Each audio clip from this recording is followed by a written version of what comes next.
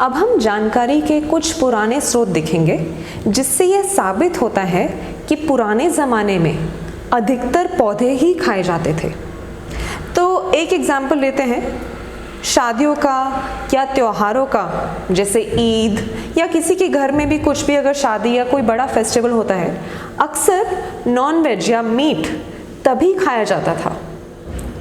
तो अगर ऐसे फंक्शंस पर पशु पदार्थों का इस्तेमाल किया जाता था, इसका मतलब है डेली इस्तेमाल में महंगे होते थे।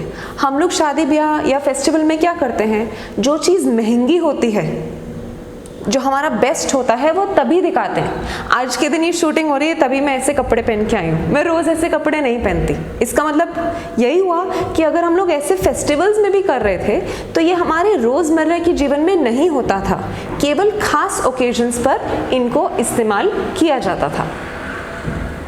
दूसरा उदाहरण लेते हैं आयुर्वेद का। आयुर्वेद में दूध का इस्तेमाल बताया गया है, घी का इस्तेमाल भी बताया गया है, लेकिन इनको दवा की तरह लेते हैं, ना कि खाने की तरह। घी अधिकतर आयुर्वेदिक दवाइयों का जो बेस है, जिसके अंदर वो दवाइयाँ बनाई जाती हैं, वो है घी। तो घी का इस्तेमाल दवा की तरह है। अगर आप सरदर्द की दवा सिर्फ जब सरदर्द नहीं हो रहा बट अगर उसे डेली इस्तेमाल करने लग जाएंगे तो उससे प्रॉब्लम होगी ना। तो उसी तरह यह चीज़ें भी किसी एक हेल्थ कंडीशन के लिए बताई गई हैं, तब लेनी होती है, ना कि हमेशा। थोड़ा रिलीजन यानी धार्मिक प्रैक्टिसेस को भी देखते हैं। तो एक एग्जाम्पल आता है हवन का। हवन में भी जो आहुति चढ़ाई जाती है उसमें घी डाला जाता है। हवन के समय ऐसी चीज़ें ही डालते हैं जो बहुत महंगी है और जो हम भगवान को अपनी तरफ से ऑफर करना चाहते हैं। तो इसका मतलब है घी पहले समय बहुत महंगी चीज़ थी, हर समय इस्तेमाल करने वाली चीज़ नहीं थी। उसी तरह से ईद के समय जैसे जानवर की बलि चढ़ाना, वह भी एक ऐसी चीज़ है जो हमारे दिल के बहुत करीब है, जो हमारे लिए बहुत ख़ास है और जो बहुत महंगी है, वह हम अपने अल्लाह को उसको ऑफ़र करें। एक एग्जाम्पल आता है श्री कृष्ण का कि वो बचपन में, सब लोग बोलते हैं उनका नाम था माखन चोर। तो आप ज़रा एक मिनट के लिए सोचें, आज के ज़माने में क्या किसी भी बच्चे को मक्खन चुराने की ज़रूरत आएगी क्या? नहीं ना। हर जगह हर घर में कहीं ना कहीं मक्खन रखा होता है, और नहीं भी रखा तो आप दुकान में जाके कुछ रुपए देके उसे खरीद सकते हैं। तो वो तो थे एक ग्वाले परिवार के, तो वहाँ उनको मक्खन चुराने की क्यों ज़रूरत पड़ी? इसीलिए क्योंकि उस समय उस परिवार में भी जहाँ इतनी गौएं थी, मक्खन बहुत कम समय के लिए मिलता था और बहुत कम मात्रा में मिलता था, और उसीलिए उनको चुराने की ज़रूरत पड़ती थी। तो ये सब एग्जाम्पल्स हमें क्या बता रहे हैं कि पुराने ज़माने में पशु पदार्थ, चाहे वह नॉन वेजिटेरियन हो, मीट हो या दूध और उससे बने पदार्थ हो, वो भारी मात्रा में अवेलेबल नहीं थे, वे कम थे और महंगे भी थे। इसीलिए लोग सोच समझकर और कम उनको खाते थे।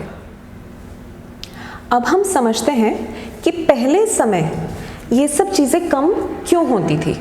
तो एक उदाहरण लेते हैं दूध का। आज से 50-60 साल पहले ही हमारे नानी नाना दादी दादा के समय पर, आज के दिन इनफैक्ट ये चीज़ आज के दिन भी होती है, कई गांव में होती है, एक गाय वह कम से कम 9.5 महीने प्रेग्नेंट यानी गर्भवती होती है। उसके बाद वह दूध देती है 10 महीने के लिए, और उसमें भी शुरू के 2-3 महीने ज़्यादा दूध देती है और फिर धीरे धीरे दूध कम होने लग जाता है। तो 9.5 महीने गर्भवती, 10 महीने उसने दूध दिया, और उसके बाद वापस गर्भवती होने से पहले 2-3 महीने तक गाय को छोड़ते थे, जिससे वह अपनी शक्ति को वापस इकट्ठी कर सके। तो 2 साल में एक गाय एक ही बार जन्म देती थी, और जब वह जन्म देती भी थी तो सबसे पहले उसका दूध उसके बछड़े को दिया जाता था। जब बछड़े के लिए काफ़ी हो जाता था, तब जो दूध बचता था उसको इस्तेमाल में लाया जाता था। अब इसका मतलब है 2 साल में दूध बहुत कम महीने मिलने वाला है और बहुत कम मात्रा में मिलने वाला है, तो इसको लंबा कैसे चलाएं?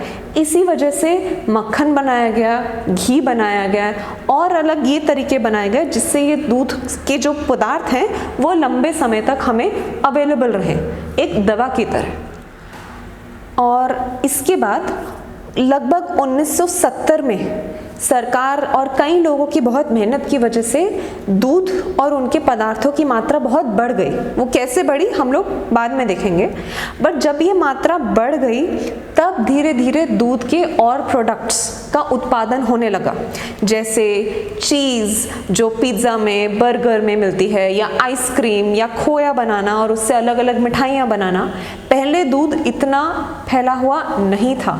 इससे अगर आप अपने पहले पूर्वजों से पूछेंगे, अगर आज के दिन में आप उनसे बात करें, उनसे पूछें वो कितना पनीर खाते थे, कितना चीज़ खाते थे, कितना आइसक्रीम खाते थे, आपको पता चल जाएगा आज के दिन आपके लिए जो नॉर्मल है और उनके लिए जो नॉर्मल है उसमें बहुत फ़र्क है।